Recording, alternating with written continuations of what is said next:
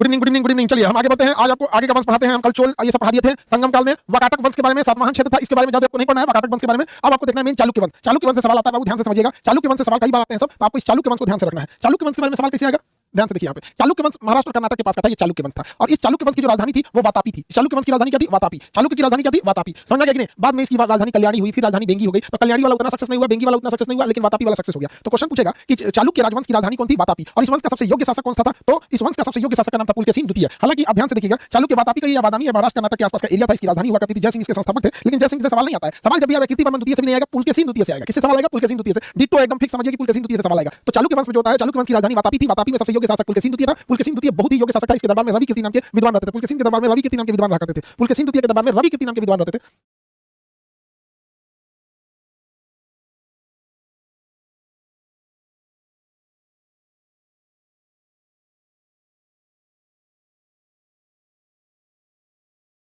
इनके दरबारी कवि का नाम क्या था? रवि कीर्ति। रवि कीर्ति थे इनके दरबारी कवि का नाम। इसने हर्षवर्धन को हरा दिया था। यही कारण है कि इनसे सवाल आता है। नर्मदा नदी के किनारे हर्षवर्धन को हरा देने वाला था पुलकेशिन द्वितीय। यही कारण है कि इनसे सवाल आता है हर्षवर्धन से यहाँ पर। और ये दक्षिण भारत में गए थे महेंद्र वर्मन को हराने के लिए, तो दक्षिण भारत में महेंद्र वर्मन को हरा दिया था। दक्षिण भारत में महेंद्र वर्मन को हरा दिया था। बाकी इस वंश का और कोई शासक याद नहीं रखना है। इस वंश में बस एक ही शासक याद रखना है, आपका काम हो जाएगा। आपके एक भी सवाल नहीं पूछेगा, नहीं फंसेगा। एक बार दोबारा बता देते हैं, देखिएगा ध्यान से। दोबारा बता देते हैं, ध्यान से देखिए, याद देखिए ध्यान से।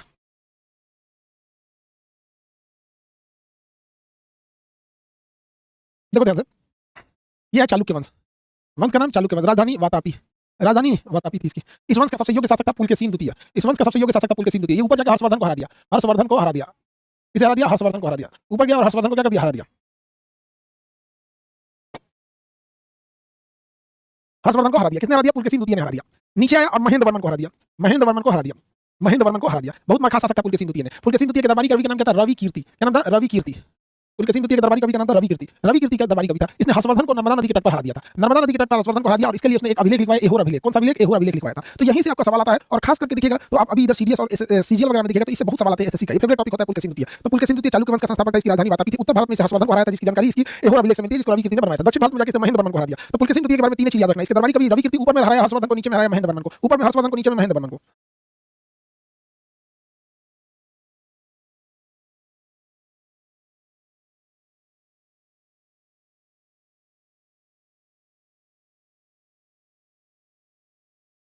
साउंड नहीं आ रहा है।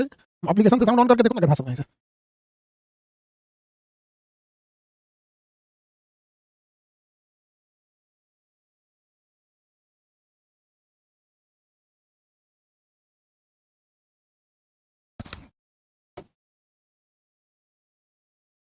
ऊपर में किसे हराया था? महेंद्र वर्मन को। नीचे में सॉरी, ऊपर में हराया हर्षवर्धन को, नीचे में हराया महेंद्र वर्मन को। ऊपर में हर्षवर्धन, नीचे में महेंद्र वर्मन। इधर सामने किसे हरा दिया? रवि कीर्ति को। किसे हरा दिया? सॉरी, इसके दरबार में आते थे रवि कीर्ति। लेकिन ये बहुत मनवर था पुलकेशिन द्वितीय। आप लोग कमेंट इतना करने लगते। इसके बाद नरसिंह नरसिंह वर्मन नरसिंह वर्मन नरसिंह वर्मन नरसिंह वर्मन कौन है वो? नरसिंह वर्मन। ध्यान से समझो, नरसिंह वर्मन जो था ये जाके पुलकेशिन द्वितीय को हरा दिया।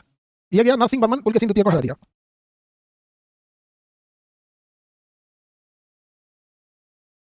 ध्यान से देखिए, महेंद्र वर्मन के बाद नरसिंह वर्मन। नरसिंह वर्मन ने जाके इसी को हरा दिया। नरसिंह वर्मन ने किसे हरा दिया? महेंद्र वर्मन को हरा दिया। नरसिंह वर्मन ने, सॉरी, नरसिंह वर्मन ने आके द्वितीय को हरा दिया। ये क्या नाम याद कर दो पुलकेशिन के बारे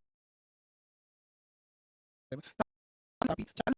पुलकेशिन द्वितीय सबसे पहले तो इसके दरबार में कौन रहते थे? रवि कीर्ति रहते थे। ऊपर जाके किसे हराया? हर्षवर्धन को। नीचे जाके किसे हराया? महेंद्र वर्मन को। इसका मन बढ़ गया था, एक बार दोबारा गया तो महेंद्र वर्मन के बाद अगला शासक आया था नरसिंह वर्मन, दौरा की को हरा दिया। दौरा को क्या कर दिया? हरा दिया। यहाँ पर तो याद आएगा आप लोगों को।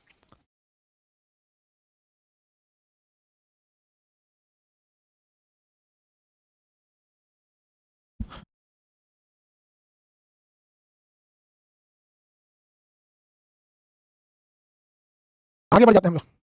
सर आंसू नायक की तरह बढ़िया जैसे मैथ की टीचर लाए, वैसे एक इंग्लिश भी बता दीजिए। सब चीज चलेगा बाबू, ध्यान समझना। आप लोग के लिए इसमें वर्ल्ड मैप में ऑफर बहुत जल्दी बंद हो जाएगा, इसलिए 99 रुपये वाला है, इसलिए उसको एडमिशन जितना जल्दी है आप लोग ले लीजिए, ठीक है।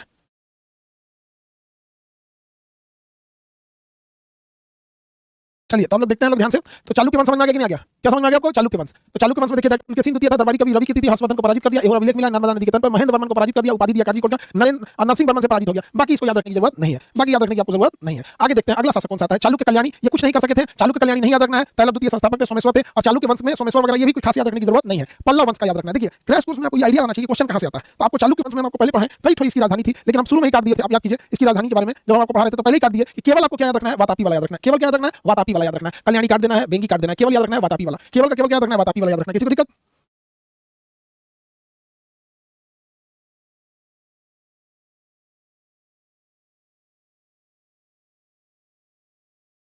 चलिए आप ध्यान से देखते हैं।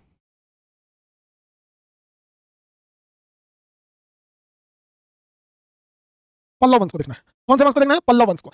पल्लव वंश को देखना है, ध्यान से देखते हैं कौन सा वंश देखा जाएगा? पल्लव वंश। रेडी है?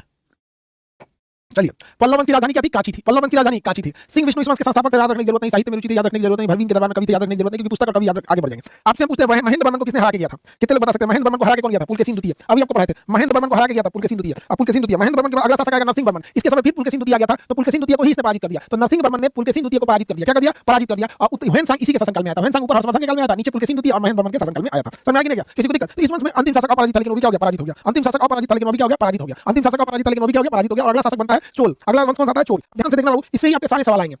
देखो बाबू, इससे ही आपके सारे सवाल आ जाएंगे, ध्यान दो। यहां है चालुक्य वंश,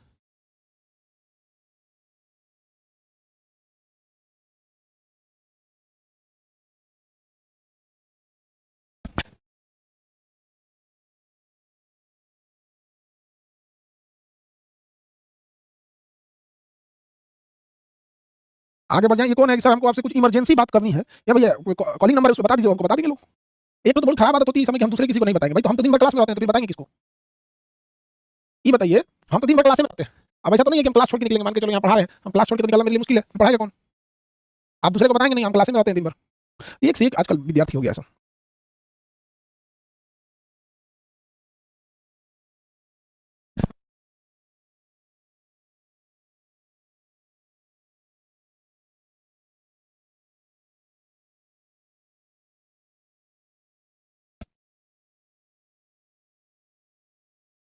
चालुक्य वंश की राजधानी क्या थी? वातापी। चालुक्य वंश की राजधानी क्या थी? वातापी। चलिए अब ध्यान से देखिए, यहाँ कौन सा वंश था? पल्लव वंश। इस एरिया में था पल्लव वंश। पल्लव वंश, पल्लव, इसकी राजधानी थी कांची। पल्लव वंश की राजधानी क्या थी? कांची थी। अब यहाँ से ही आपको दोनों याद रखना है, ध्यान से देखिए बाबू। यहाँ पे कौन सा शासक सबसे प्रसिद्ध था? पुलकेशिन द्वितीय था। पुलकेशिन द्वितीय था। बताइए उत्तर भारत में इसने किसे जाके हरा दिया? हर्षवर्धन को हरा दिया। और दक्षिण भारत में आके किसे हराया था? महेंद्र वर्मन को। किसे हराया था? महेंद्र वर्मन को। महेंद्र वर्मन को। लेकिन इस वंश का अगला शासक आया नरसिंह वर्मन। नरसिंह वर्मन, नरसिंह वर्मन। नौवें खतरनाक है, नर मतलब मानव, सिंह मतलब शेर, मानव के रूप में शेर। ये आया तो पुलकेशिन द्वितीय को हरा दिया। किसे हरा दिया? पुलकेशिन द्वितीय को हरा दिया। तो आप जब चालुक्य पढ़ते हैं ना, तो उसी चालुक्य में आप पल्लव पढ़ लेते हैं। उसी चालुक्य में क्या पढ़ लेते हैं? पल्लव पढ़ लेते हैं। चालुक्य में ही क्या पढ़ लेते हैं? पल्लव। इधर चालुक्य समाप्त हो गया, इधर पल्लव समाप्त हो गया। सब चालुक्य की राजधानी वातापी, पल्लव की राजधानी कांची। चालुक्य में सबसे योग्य शासक पुलकेशिन द्वितीय, पल्लव में सबसे योग्य शासक नरसिंह वर्मन। महेंद्र वर्मन तो हार गया था, लेकिन ये तो नरसिंह वर्मन आया, जाके उसे हरा दिया। जाके उसे क्या कर दिया? हरा दिया। क्या कर दिया? हरा दिया। अब ध्यान से देखो, थोड़ा सा चीज समझो। पुलकेशिन द्वितीय ने महेंद्र वर्मन को हराया, उसकी राजधानी वातापी कांची को जीत गया। तो जीत का अर्थ होता है कोण यानी विजेता। जीतने वाले को कहते हैं कोण यानी विजेता। तो पुलकेशिन द्वितीय ने कांची को जीतकर कांची का विजेता, कांची कोण की उपाधि धारण कर लिया। यही कारण है कि जब नरसिंह वर्मन गया और पुलकेशिन द्वितीय को हराया, तो पुलकेशिन द्वितीय की राजधानी वातापी को जीत गया, और महेंद्र वर्मन ने वातापी का विजेता, विजेता को कहते हैं कोण, तो वातापी कोण की उपाधि धारण कर दिया। तो ये तो क्वेश्चन आता नहीं है, हालांकि आएगा तो अभी याद रखेंगे। विजेता किसे कहेंगे? तो जो जीता है वही क्या है? विजेता है। तो एक ही साथ एक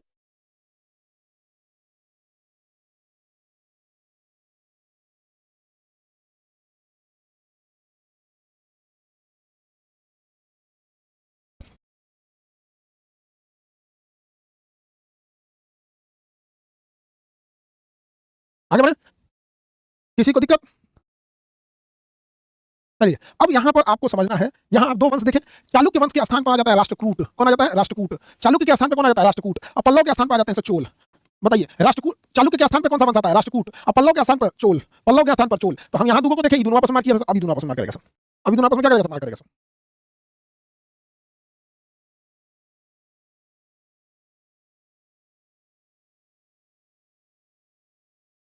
आगे बढ़े, किसी को दिक्कत?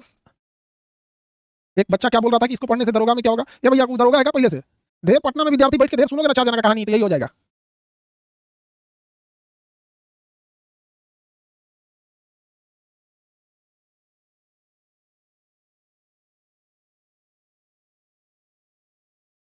फास्ट है ना बाबू, सिलेबस नहीं खत्म होगा तब तो। क्रैश कोर्स का मतलब ये होता है बहुत तेज चलना पड़ता है। क्रैश कोर्स का मतलब ये होता है तेज चलना पड़ता है। तो बताइए, हम राष्ट्रकूट पहले पढ़ाएं कि पहले चोल पढ़ाएं? चालुक्य के स्थान पर आया राष्ट्रकूट, और पल्लव के स्थान पर आया चोल। बोलिए, पहले राष्ट्रकूट पढ़ाएं कि पहले चोल पढ़ाएं? आप ही बताइए, पहले राष्ट्रकूट पढ़ाएं कि पहले चोल पढ़ाएं?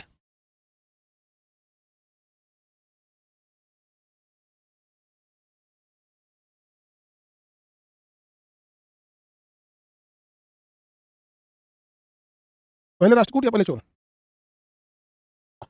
अभी भी बच्चा सबको ये लग रहा है कि इसके कहने पे हम राष्ट्रकूट पढ़ाएंगे, इसके कहने पे हम चोल पढ़ाएंगे। हम वही पढ़ाएंगे जो पढ़ाना चाहिए, समझ गया? लेकिन अभी भी बेचारा को लग रहा है कि हम दोनों में कौन पढ़ाएंगे। तो पहले चोल पढ़ाते हैं। पहले क्या पढ़ाते हैं? चोल। देखिए, तो चोल वंश की राजधानी तंजौर थी।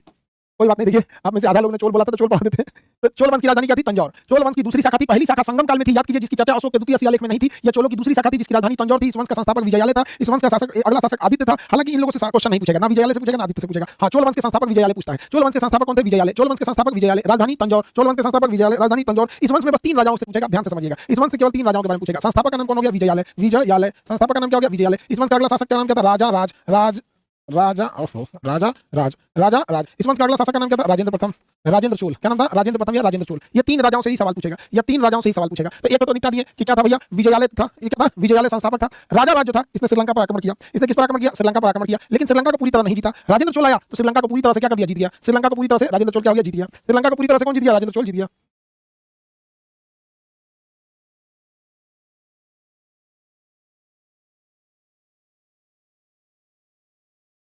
श्रीलंका को कौन जीत गया?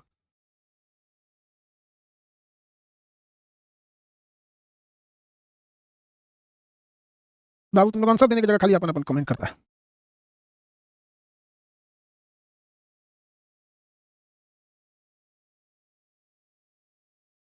श्रीलंका के बाद इसने बंगाल जीत लिया। बंगाल जीत के बंगाल गंगई कोंड, बंगाल में गंगा नदी है तो गंगई गंगई कोंड की उपाधि धारण कर लिया। इंडोनेशिया जीत गया। इंडोनेशिया क्या जीत गया? इंडोनेशिया जीत गया था। इंडोनेशिया भी जीत गया। क्या जीत गया? इंडोनेशिया जीत गया।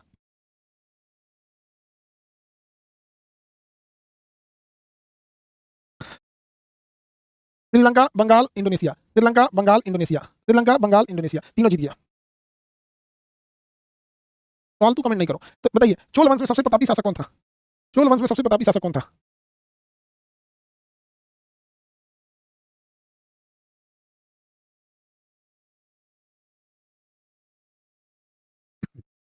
सबसे प्रतापी राजेंद्र चोल था। इसमें क्वेश्चन 2 पे पूछता है सबसे ज्यादा। एक ही पूछता है चोल वंश में इंडोनेशिया जीतने वाला। चोल वंश में नौसेना बहुत मजबूत थी। चोल वंश की क्या मजबूत थी? नौसेना। चोल वंश की नौसेना बहुत मजबूत थी, और साथ ही चोल वंश की नौसेना बहुत ही मजबूत थी। साथ में इनका स्थानीय स्वशासन, स्वशासन स्थानीय स्वशासन, ये दोनों बेहतरीन था। सबसे मजबूत नौसेना चोलों की, स्थानीय स्वशासन सबसे अच्छा, मतलब मुखिया वगैरह का चुनाव, ग्राम पंचायत के चुनाव किसका सबसे बेहतर था? चोल वंश का। तो चोल वंश की राजधानी तंजौर, संस्थापक विजयालय, अगला शासक राजा ने श्रीलंका पर आक्रमण किया। इस वंश का सबसे प्रतापी शासक का नाम था राजेंद्र प्रथम। राजेंद्र प्रथम ने श्रीलंका को पूरी तरह जीत लिया, बंगाल जीत लिया और साथ में इंडोनेशिया पर कब्जा कर लिया। इन लोगों की नौसेना बहुत ही मजबूत थी। साथ ही साथ इन लोगों ने क्या किया था? स्थानीय स्वशासन को भी बढ़ावा दिया था। क्या दिया था? स्थानीय स्वशासन को भी बढ़ावा दिया था।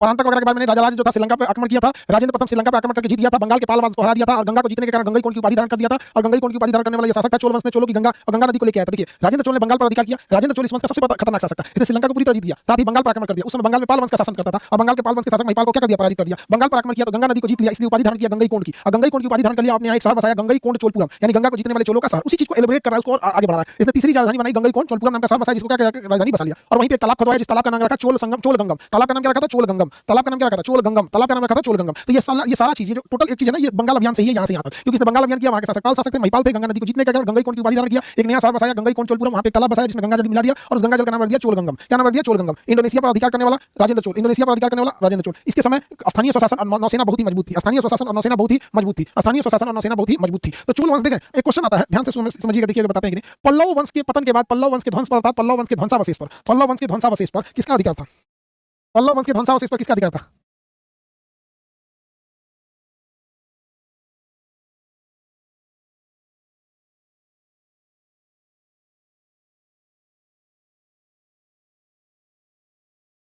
मैं आपका क्लास 11 बजे से होगा।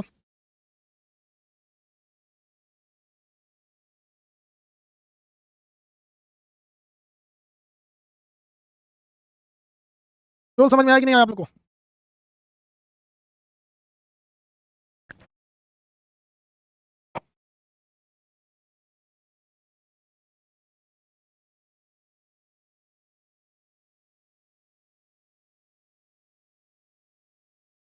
चोल समझ में आ गया? सर क्लास का टाइम फिक्स कर दीजिए। तो बाबू थोड़ा सा गड़बड़ा गया इधर आजकल। हालांकि 5 बजे तो फिक्स कर दिया गया, बट आज फिक्स किया गया, आज गड़बड़ा गया। कल से पूरा ध्यान रखेंगे, न गड़बड़ाए। एक्चुअल में क्या है कि अभी थोड़ा हॉस्पिटल वाला चीज है ना, तो उसमें मीटिंग के लिए लंबा खींचा जाता है, मशीन को लेकर। तो 1 हफ्ते के बाद झमेला खत्म हो जाएगा। हालांकि कल से आपका टाइमिंग रहेगा। कल आपको राष्ट्रकूट पढ़ाएंगे। कल आपको क्या पढ़ाएंगे? राष्ट्रकूट।